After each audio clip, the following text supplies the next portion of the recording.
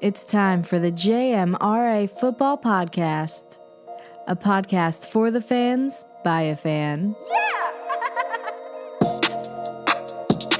Here's your host, Derek Jones. Hey everybody, it's time for another edition of the JMRA Football Podcast. I am your host, Derek Jones, and we have got some football to talk about here today. As you listen to this podcast, it is Tuesday morning as we jump and dive right on into the madness that was Week 6. And we've got some stuff to go over because I am worried. I am very worried. We're going to get into why I'm worried coming up in a second. But first, the social media rundown. You can check us out on Twitter, Instagram, and Facebook by searching Joe Montana's Right Arm. Also on TikTok as well by searching Joe Montana's Right Arm. Well, the Week 6 slate was headlined by Bills-Chiefs. Bills 24, Chiefs 20, and that's where we're going to start with my angst today. Because I sat and watched football at my friend's house, who has just a wonderful setup. He's got wires upon wires coming out of his ceiling to basically wire into a 70-inch TV screen a quad box of games he can watch via Sunday Ticket. And then on the other side of the screen, it's the actual local feed for the games. So there are anywhere from 6 to 7 games on at one point on a screen. It is madness how he does this. So we watch football all day. And then you watch the Chiefs and the Bills. And I was commenting about this to my dad tonight, or as you listen to this, Monday night. And it just feels like when you sit down and watch Bills-Chiefs, you're not watching the same sport that everyone else is playing in the NFL right now. The Chiefs and Bills went back and forth. Tremendous game. It's one of those games where I don't want to sit here and get dramatic and say the Bills are going to have home field advantage throughout the AFC playoffs because of the win, because let's be honest, they won there last year and did not end up with home field advantage. But these are two teams playing at a high level of football. Josh Allen, 329, 3 touchdown passes, a big touchdown pass to Dawson Knox to win it, and then, of course, they get the interception late in the game off of Patrick Mahomes, who threw for 380 yards, 2 touchdowns. He had the 2 picks and a passer rating, a little pedestrian for him, of 85.2. But here's the thing. You watch that game yesterday, and then you watch everything else. And you realize quickly how much everything else sucks. And what is troubling to me and the cause of my angst is this. It is now 6 weeks through the 2022 NFL season. And I'm going to be polite and say 3 good teams, because I have a question about the third team in the mix, which I'm going to get to. I have watched all of these bad Bronco primetime games. I have watched all of these alleged contenders, and everything is the same. Nobody gets open on offense. Nobody can run the ball on offense. And then on the defensive side, they're propped up by the ineptitude of the opponent and the head coach. It is game after game. It is week after week. Who are the best teams in the NFC? Beats the hell out of me? I don't know. Well, actually, maybe I do. We'll get there. Who are the best teams in the AFC? Outside of Kansas City and Buffalo? I don't know. And the reason I say that is because everyone looks the same. Everyone looks unprepared. Everyone looks overwhelmed. Everyone looks like they're studying an analytics chart too much and not actually, coaching by what the hell's actually happening during the course of the game. It is maddening watching some of these games. In no year would you turn on a television and watch a performance such as the one put forth by Zach Wilson lead to him defeating Aaron Rodgers in Lambeau Field? But that's how bad the NFL is right now.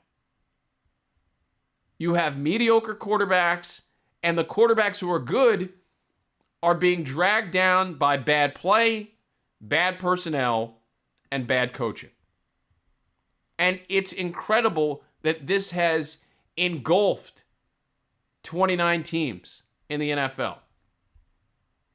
Now, let's talk about the third team in this triangle of,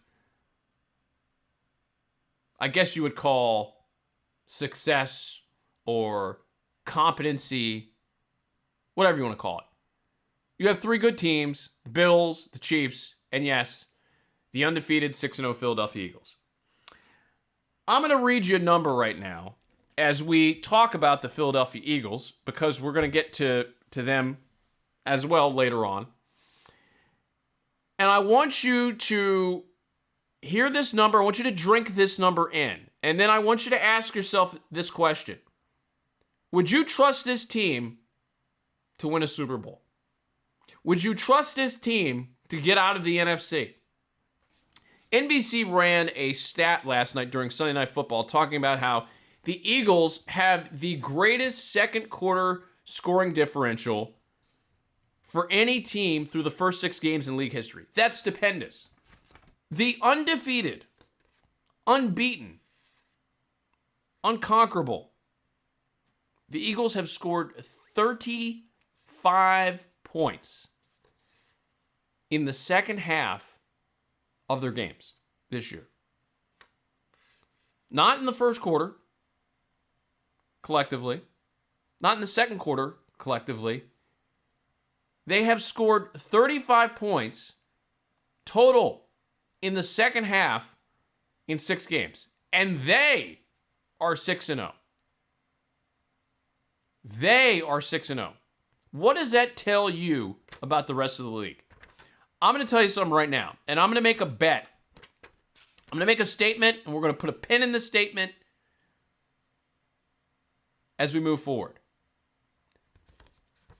If you think that that level of performance is sustainable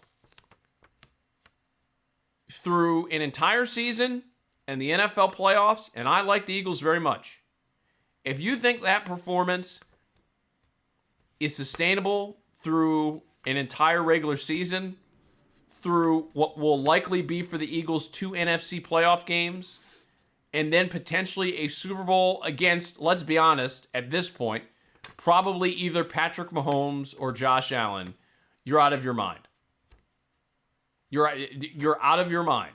Because what's going to happen is, spoiler alert, here's what's going to happen. The Eagles defense, who has played such esteemed quarterbacks as Jared Goff and Trevor Lawrence and Cooper Rush and Carson Wentz and the artist known as Kyler Murray and Kirk Cousins. And I don't want to hear about the Vikings being 5-1. Great. Awesome. Good for them. They just suck less than everyone else. The defense is not going to hold up eventually when they see a competent NFL operation, if that is to go on. But here's the thing. That's how bad the NFL is right now.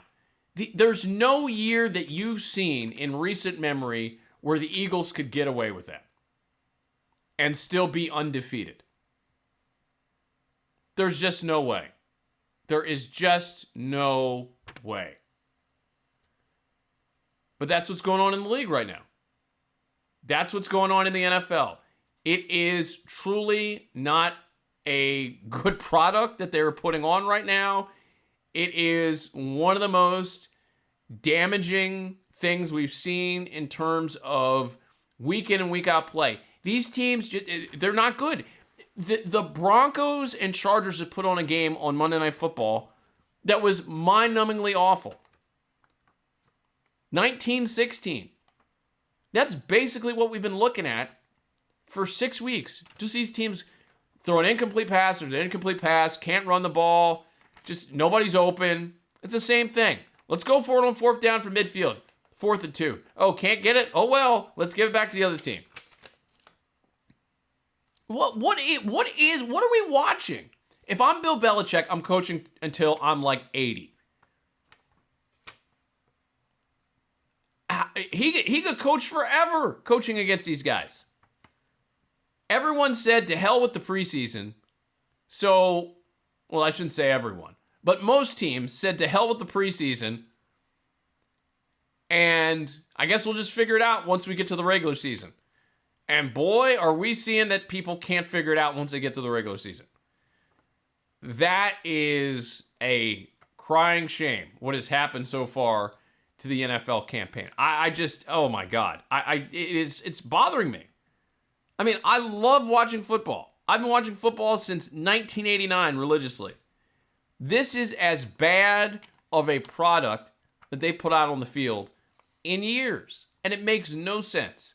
It makes no sense how it has gotten this bad with this much talent in the league. Crazy. All right, enough's enough. Let's get into the games. Let's jump back to Bills Chiefs. 24-20, big win for the Bills. I thought it was more important for the Bills to win this game than the Chiefs. The Bills had to do this to be able to prove that, obviously, yes, they can win an Arrowhead, which they already know they can. But you've got to get the stench, the bad smell, the lingering aftertaste of what happened last January with the 13 seconds, which coincidentally, the Bills allowed that to happen again to their defense, which is crazy in this one. Setting up for Harrison Butker to kick a 62-yard field goal, but this time they're able to survive it. It's just wild that they like literally the same thing happened towards the end of the first half, but the Bills are able to escape this time and eventually get the 24-20 win. To me, Josh Allen is the best player on the planet right now. I think what separates the Bills between the Chiefs at the moment are the skill players of the Bills. I trust Diggs. I trust Davis. I like Dawson Knox. I even like the commitment to the run game yesterday, which I thought was pretty impactful. That was very, very key, I thought, to their success. You'd like to not turn over the ball early on in that game, going in to score potentially, which was I thought was going to cost him dearly. It did not, because they were able to get the interception off of Patrick Mahomes later on in that contest on the next drive for Kansas City. I'll say this about the Chiefs. I think that, and you could see this, and this is one of the reasons why I don't want to say I like the Chiefs this year, because I was very iffy on the Chiefs without Tyreek Hill, but the one thing I saw from the Chiefs that I did like is they took the preseason seriously. And I think because they did that, they're, again, still a little bit of a step ahead of everybody. Just about everybody. And that's, I think, going to help them down the line. The question I have for the Chiefs is this sustainable with those wide receivers in a big spot? Because as bad as the offenses are in the NFL right now, defenses are getting stops, except for the Raiders against the Chiefs. But, I mean, defenses have been pretty competitive. The scoring has not been as plentiful as it's been in years past. So I think if you're the Chiefs, I think you have to be a little bit concerned about your receivers getting open. That Juju Smith-Schuster touchdown I thought was bogus because it was awful tackling by the Chiefs. Awful tackling by the Bills. And they let Smith-Schuster get away. And it was a nice play. Good play by Patrick Mahomes, but Smith-Schuster shouldn't be allowed to do that to your defense at this point in his career. I mean, he's not that dude. He's just not that dude. So for the Bills, I think, look, you've got to feel very happy about what happened yesterday. And also, I think, take stock of the fact that now you're hoping to put yourself in a position to where you can have, and what you have right now essentially is a 2-game lead over the Chiefs for the number 1 seed in the AFC. And that's what you want. I think it's going to be very hard to win in Buffalo come January. I think it's going to be very hard. And kudos to the Bills for being able to grab that win. And look, I think the Chiefs, their schedule's going to lighten up a little bit here. They had Tampa, they had the Raiders, they had the Chargers early on. They have the 49ers on Sunday as well. We'll see if that kind of comes into play. But the 49ers are banged up, so I don't know how much you're going to get out of them on Sunday in San Francisco. So it should be quite the intriguing matchup for the Chiefs, but their schedule is going to ease up a little bit. They've still got those interesting games in the AFC West to deal with. They've got to see the Chargers again. They've got to see the Broncos a couple times. So that is going to be a challenge for them, but so many of these teams don't have their act together, so what difference does it make? I mean, the Chiefs are probably going to win 12, 13, 14 games, and it's going to come down to whether the Bills can hold them off. And if they can't, then we'll see this game played in Arrowhead again in January. If the Bills can hold them off, we'll likely see this game played in Orchard Park in January. I don't have a lot of confidence in the rest of the AFC right now. Nobody seems ready for prime time. Nobody. Which is perhaps why Bill Belichick and the Patriots might sneak back into this thing. But we'll get to them coming up in a second. Elsewhere in the NFL, the other big game on Sunday, Cowboys, Eagles. Eagles win 26-17. I was impressed early on by the Eagles in the first half. I thought they took advantage of some really poor decisions by the Cowboys. Cooper Rush made some mistakes. You have that crazy play where it looks like CeeDee Lamb has a first down, stretches for the first down, comes up short or is at least marked short, and Mike McCarthy doesn't replay it, decides to go for it on 4th and 1. They get stopped. They don't get it. The Eagles take advantage of it and eventually lead the game 20-0. And the Cowboys were able to tack a field goal on, and then you saw something very interesting happen. The Cowboys took control of the game. Now, people are linking this up to Lane Johnson not being in the game because Lane Johnson left right before halftime with a concussion. Here's the problem with that. Yes, it is a problem if Lane Johnson's not out there. We have seen this before. However, let me go back to that number I read you earlier. 35 points. Again, the Eagles have scored 35 points in the second half total in 6 games. I don't want to hear about how they're an unstoppable force. You're not winning a Super Bowl playing at that level. So they've got to figure that out because if they don't, they're in trouble. The thing that would concern me, and this game was a very divisive game on the talking head shows on Monday, whether this was a moral victory for the Cowboys or what have you. I don't think this is a moral victory per se for the Cowboys, but it does bring in the question, if Dak Prescott's out there, what does that game look like? And that's a fair question. Unfortunately, we're not going to find out again until December 24th because these two teams don't play again until Christmas Eve. And how about the Eagles' schedule? The Eagles don't play the Giants until week 14, and they don't see the Cowboys again until Christmas Eve. That's crazy. So really, for them, arguably their 3 biggest games of the year will not happen until the very end of the season. So we'll see what happens here with the Eagles coming up. I think that you have to be worried about that, the second half performance. And look, I'll say something else. I need more out of the passing game. I need much more out of the passing game. I think people have given Jalen Hurts a pass because he's been improved, and he has. His completion percentage is way up. No doubt about that. He's playing the best football of his career.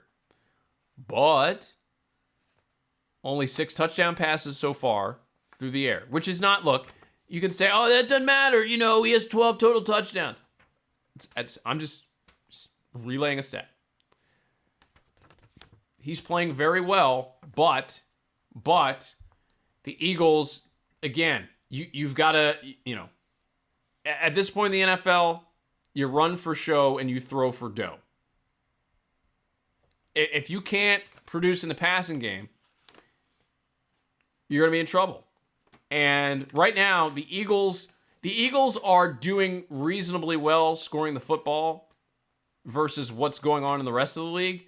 But again, they've got to figure out a way to, I think, ratchet it up a little bit. Turn up the heat. Turn up the pressure. Because the level they're playing at right now, again, I don't think this is sustainable. Somebody will get them. And it may not be during the regular season. Well, not yet anyways. They're not going undefeated. But they've got to figure out how to stop this second half slide stuff. Because I got to tell you, Dallas, I like the Cowboys defense. And if that offense ever wakes up to the tune of what they remotely were last year, that's going to be a major problem. Because you look at how bad the NFC is right now.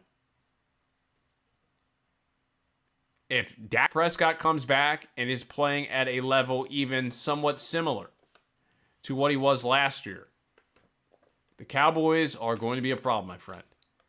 The Eagles right now are the best team in the NFC. I think it's very hard to dispute that, considering what we've seen. But,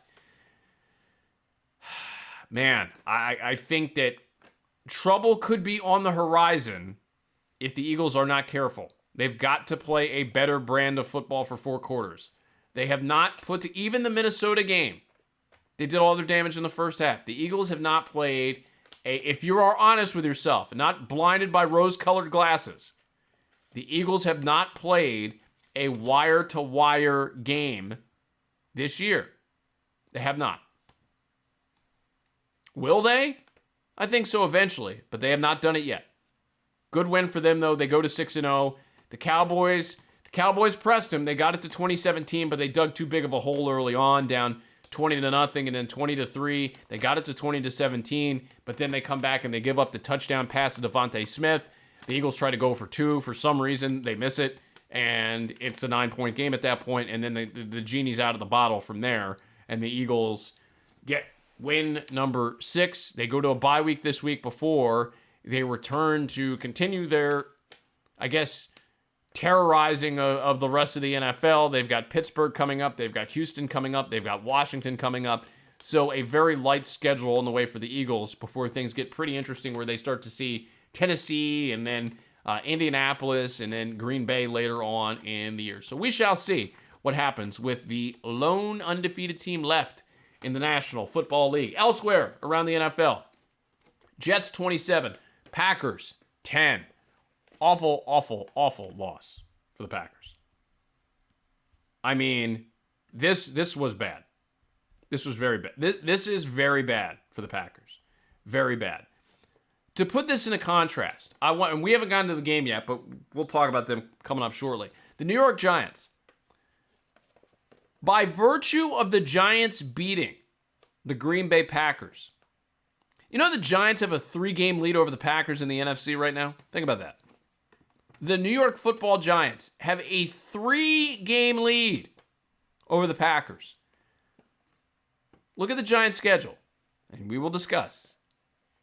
That thing looks like a college basketball schedule in November for a power conference school, where you're playing Division III schools, where you're playing, EA Sports All-Stars. It is a joke. The Giants could be 9-1 after the next 4 games. That's frightening if you're a Packers fan. Because if you are presuming that the Eagles are going to finish atop the NFC East, that means that 5 seed's going to the Giants probably. Or the Giants are going to win at minimum 11 or 12 games somehow. Incredibly. That's what it's looking like right now. And if that's the case, the Packers are going to be looking up at them. There's a monster game coming up on the schedule in a few weeks where it's Cowboys and Packers in Lambeau. That might be a bon voyage game for the Packers' playoff hopes if they're not careful at this point. I just thought that loss on Sunday was a joke. I thought it was terrible. How do you lose at home? Zach Wilson, you mentioned it earlier. Zach Wilson is not playing well right now. There's no way the Jets should have walked in to that stadium and won that easily. Like, how does that take place? How does that even take place? the Packers, man, I think it's a mixture of a lot of things. I think the offense now, they don't have the skill guys, so it's tougher. Aaron Rodgers was 26 of 41, 246 yards, 1 touchdown pass, sacked 4 times. Really a lackluster performance by Rodgers. And Zach Wilson, 10 of 18, 110 yards, no touchdowns, no interceptions. A pedestrian game. Nothing to really be impressed by at all. But the Jets now at 4-2. The Jets have good. You want to know why the Jets are 4-2? The Jets have good line play. They have a good offensive line. I love Breece Hall and what he's done so far this season out of the running back position. And then defensively. You know, we talked about the AFC West being the best division in football. How about the AFC East? You have the Bills, the Dolphins when they're not getting their quarterbacks mangled, the Patriots, and the Jets. Pretty good division. Really good division. We'll see how things shake out with the Bills and in accordance with everyone else. But that's a good division. And the Jets, that's as big of a win for the Jets as we've seen in quite some time. Regardless of what's going on with the Packers, for the Jets to go into Lambeau and win by 17 points, that's notable. The other New York team, the Giants, 24-20 winners over the Baltimore Ravens. They were down 2 scores in that game at home and then come back and get the victory. I don't know how the Giants are overcoming these double-digit deficits.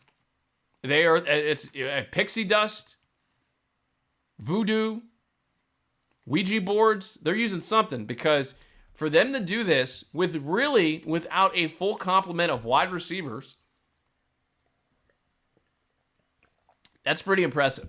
You got to give credit to the Giants because that offense is not built to overcome double-digit deficits in the second half on a regular basis, but they are doing just that. So the Giants now improved to 5-1, and kind of lost in all the talk about the Cowboys-Eagles game is the fact that the Giants are in second place, not the Cowboys. Giants are in second place at 5-1, and we talked about the Giants' schedule coming up. Listen to this monstrosity of a schedule. And we have talked about ad nauseum the NFC East scheduling this year and just how awful it is around that division. You know, it's not just the Eagles. It's the whole NFC East that is benefiting from really a lackluster schedule. I mean, it's an absolute joke what is happening with the Giants' schedule. The Giants coming up on Sunday will take on the Jacksonville Jaguars. Okay? So let's start there. The Giants against the Jaguars in what is a very winnable game for the Giants. But it doesn't just end there. They will see after the Jaguars this Sunday in Jacksonville. That won't be an easy game, by the way, because the Giants will be coming off of the high, playing in London, beating the Packers, beating the Ravens. You beat Aaron Rodgers and Lamar Jackson in 2 straight games, and games where you're down by double figures to both. Pretty impressive. Then they go to Seattle the day before Halloween to take on the Seahawks. Not an easy game. Then the bye week, then the Texans, then the Lions before they see the Cowboys on Thanksgiving Day. That's potentially 4 wins. Or at worst, maybe you say you split the Jacksonville-Seattle game. You're looking at 1-1 there. You split those 2, win the other 2 games, you're 8-2. You're 8-2. And look, again, you're 8-2, 9-1. You're in the playoffs for sure. And that's probably going to be here's what's going to happen. The team that is in second place in the NFC, they're going to be the 5. And they're probably, I still think, and we're going to get to them in a second, I still think Tampa, to some degree, will figure this out. To some degree. They're going to lose some games, but they'll figure out some of this stuff.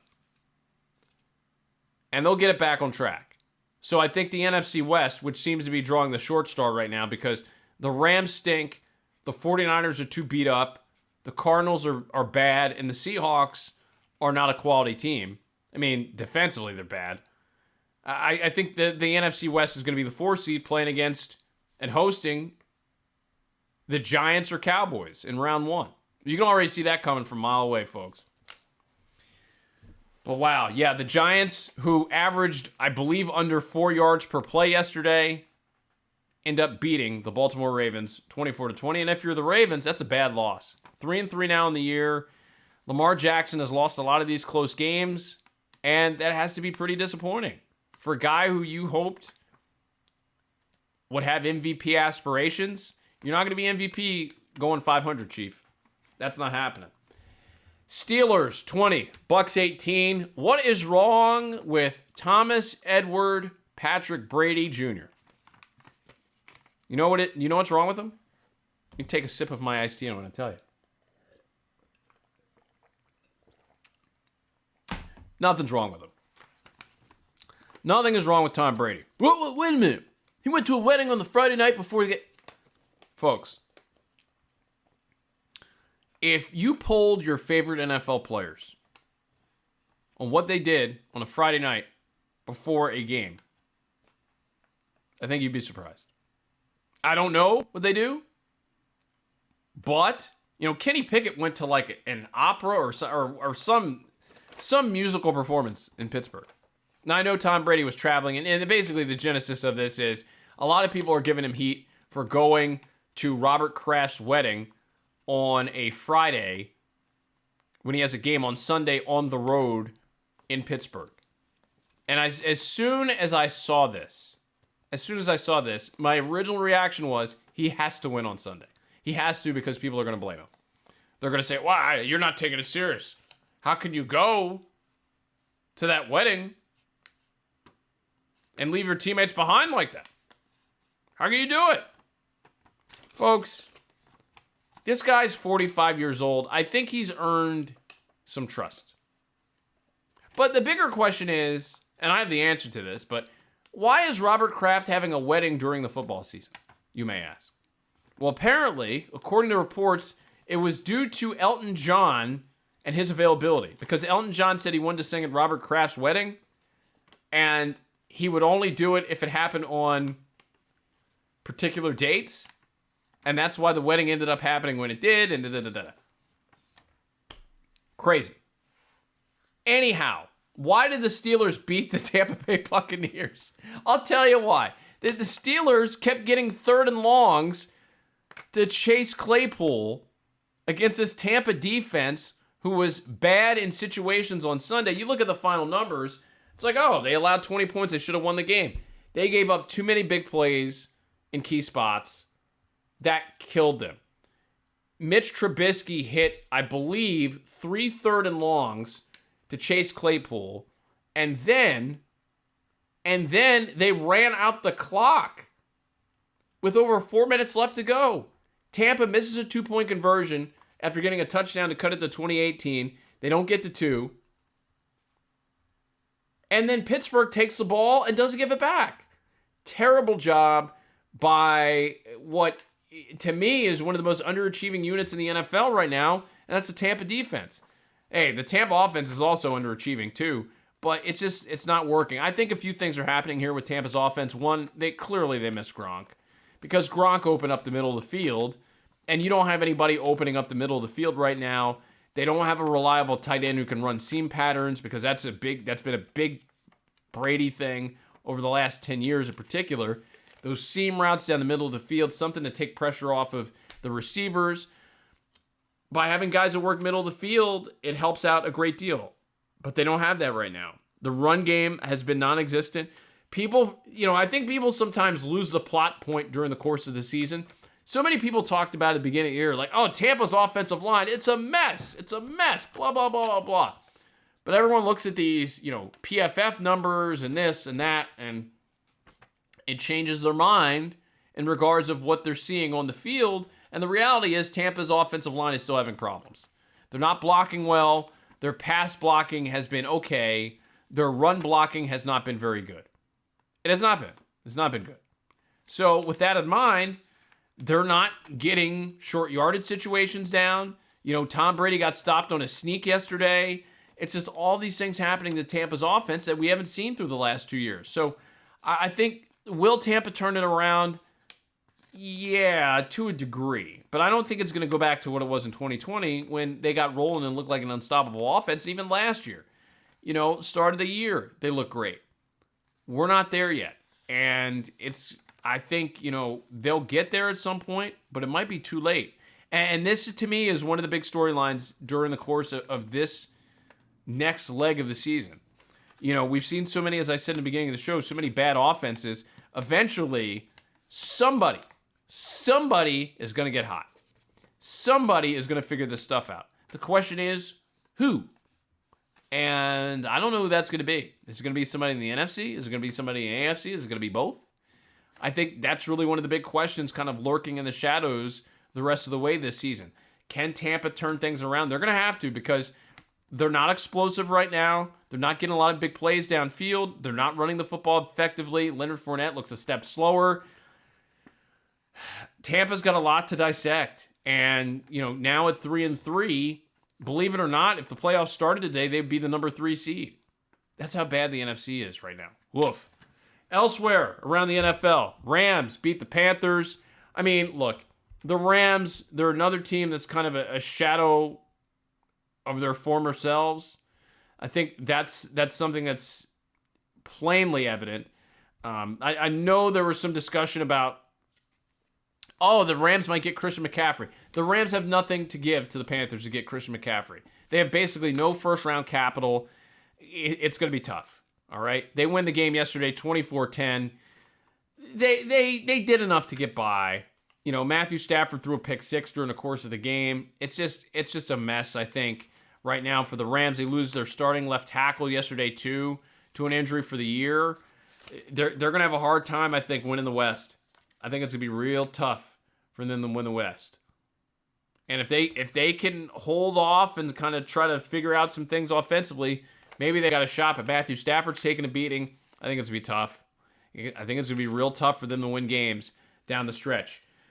The Bengals bounce back 30-26 winners over the Saints on the road. Big day for Joe Burrow, who threw for 300 yards. Hit Jamar Chase for a couple touchdown passes as well. So a big day for the Bengals. Another team that I think people, we already have seemingly forgotten that the Bengals are the defending AFC champions. I mean, it just doesn't, that feels like a lifetime ago at this point, doesn't it? I mean, it doesn't even feel real that they were the defending AFC champions. They still are, but not were. They still are. They've got to get their act together, pass blocking for Joe Burrow. Maybe they will. We shall see. Big upset. Falcons 28, 49ers 14. Or was it?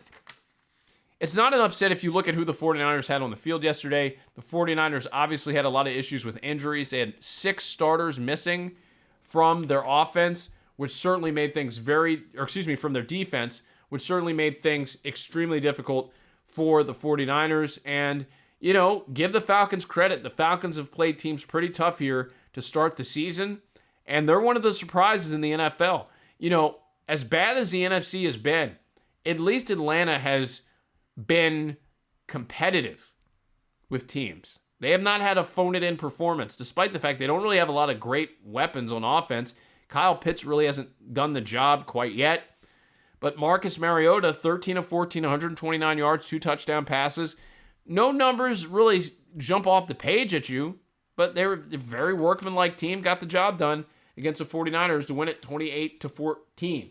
Elsewhere, the Patriots all over the Browns to the tune of 38-15. Easy win for Bill Belichick and company. Bill Belichick ties George Halas for the most wins ever. 324 wins now in the career of Bill Belichick. Don Shula hovering at 347. Probably going to take another year and change for Belichick to get to Shula. But I think he will at some point. He's obviously, to me, he's going to hang around until that happens. Faux show. He's not going to let that slide. But how about Bailey Zappi? The Patriots now have a quarterback controversy on their hands, I think. Because one guy turns over the ball, the other one doesn't turn it over nearly as much. Bailey Zappi, over 300 yards passing on the day. and a big-time performance from him. I mean, the Browns' defense is respectable, but they gave up 309 to Zappe, 2 touchdown passes. Ramondre Stevenson, 19 carries, 76 yards, and a couple of touchdowns to boot. The Patriots are back up to 3-3, a very, very, very competitive club right now in the AFC. And I think they've got a chance to make a little noise in the AFC. No one is really wowing anybody in the AFC right now. If you look at the top teams in the conference, look, it's pretty simple. It's Bills, Chiefs, and everyone else, but just based off the standings right now, it's Bills, Chiefs, and incredibly, the Tennessee Titans, who are 3-2 right now. They're the 3 seed on a bye week. I mean, good grief. Now, that's going to change because that's going to change actually because the Chargers won tonight, so they go up to 4. Isn't that crazy, by the way? Well, actually, it won't change. I was right the first time. The Titans are leading the AFC South, so they would be the 3 seed technically, but the Chargers and Jets at 4-2 now, as the Chargers, we talked about their Monday night game a little bit. They grabbed that nauseating win over the Broncos 19-16, but they're now 4-2. Regardless of how they got there, they are there. But the Patriots now jumping up to 3-3. Some other games of note, the Vikings beat the Dolphins 24-16. The Dolphins are going to run out of quarterbacks here. Tua is supposed to come back to play on Sunday Night Football against the Steelers. We'll see if that happens. But Teddy Bridgewater had to come in because Skylar Thompson got hurt.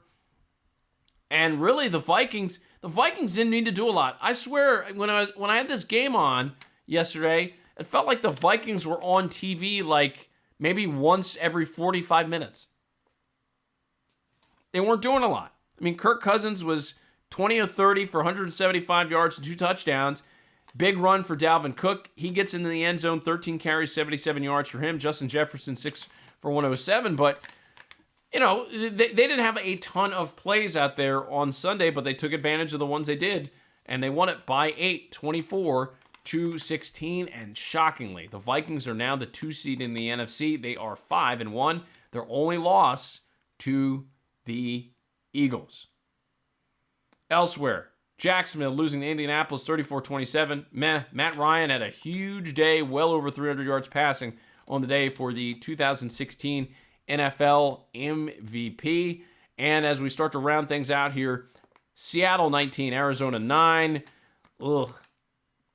Arizona, rough time for them. They had to go out and get Robbie Anderson, who got kicked off the sideline in Carolina, and their loss to the Rams in LA on Sunday.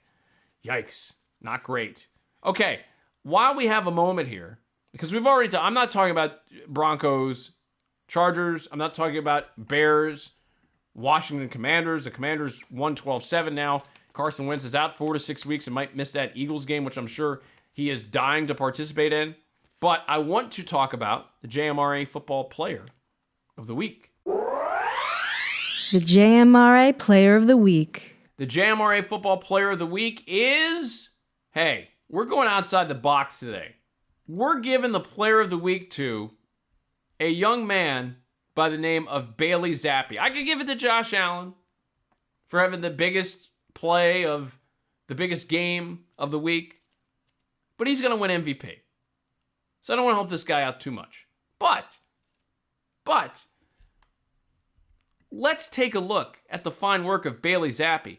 Bailey Zappe, 24 of 34, 309 yards, 2 touchdown passes. No interceptions. He did have a turnover, though. Lost the ball thanks to a bad block and a hit by Myles Garrett. Zappe has looked more impressive each week. I mean, look, I'm sorry. I like him more than Mac Jones. And I know that might be blasphemy to say, but I like him more than Mac Jones. I don't know if he's going to be able to sustain this, but, Monday Night Football against the Bears, he's probably going to play again. If I'm Bill Belichick, I'm riding that thing till the wheels fall off. They're 3-3 right now. Keep it going. Why not? And with that, we have reached the conclusion of the JMRA Football Podcast for this week. We'll be back later on in the week to discuss Week 7. It's not going to be a fun Week 7 slate, by the way. Lots of offensive firepower on the sidelines in Week 7. The Eagles are off. The Bills are off. The Vikings are off as well. Ugh. Gross. We've had a lot of fun Sundays so far, but to kind of have some of these look at it. Look at this. Vikings, Eagles, Rams, Bills, all off. No Cooper Kupp, no Josh Allen, no Jalen Hurts, no Justin Jefferson. Brutal. But anyhow, we'll be here to talk about it. Until next time, happy football, everybody. See ya.